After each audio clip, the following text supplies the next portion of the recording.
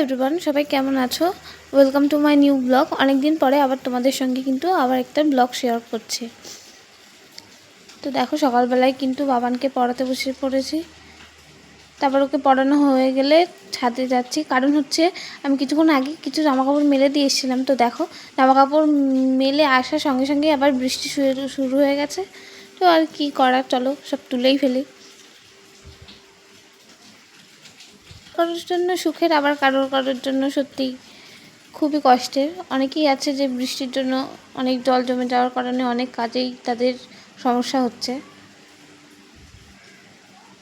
তোমাদের কাদের ওখানে বৃষ্টি হচ্ছে সবাই কিন্তু জানিও কমেন্ট করে। তো বাইরে তো আর দেওয়া যাবে না, তো ঘরেই জামা কাপড়গুলো মেলে দিচ্ছি।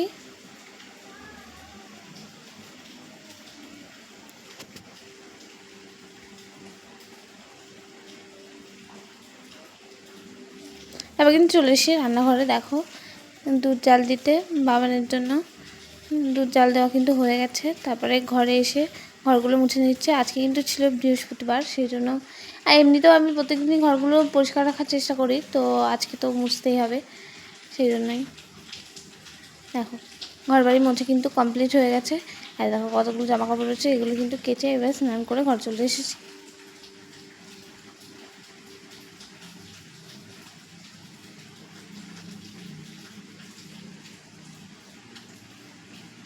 চুলগুলো কিন্তু ভিজে ছিল।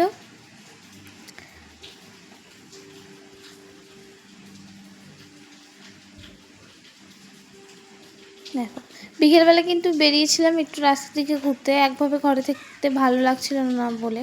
তো বাইরে বেরিয়ে দেখি বৃষ্টি পড়ছে, আর কি করব তাহলে, এবার বাড়ির দিকেই চলে এসেছি। তারপর কিন্তু চলে এসেছি একটু কারখানায়। দেখো, বিকেলবেলায়, দুপুরবেলা যেহেতু শুয়েছিলাম সেই জন্য বিকেলবেলায় এসে ঘর বাড়িগুলো আর একটু গুছিয়ে নিচ্ছি, বিছনাগুলো।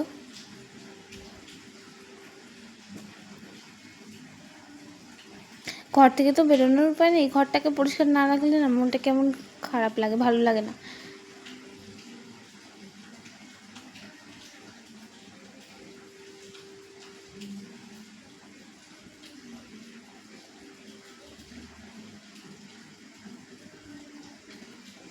দেখো কমপ্লিট হয়ে গেল। এই দেখো, দর্শন করো, আমার ঘরে এনারা কিন্তু রয়েছেন। তারপর কিন্তু সন্ধ্যাবেলা একটু বাইরে বসেছিলাম। তারপর রাত্রিবেলায় এসে সবার জন্য রুটি আর আলু ভাজা করেছিলাম। তো আজকের ব্লগটা এই পর্যন্ত। তোমাদের কেমন লাগলো জানিও, আর প্লিজ সবাই পাশে থাকো।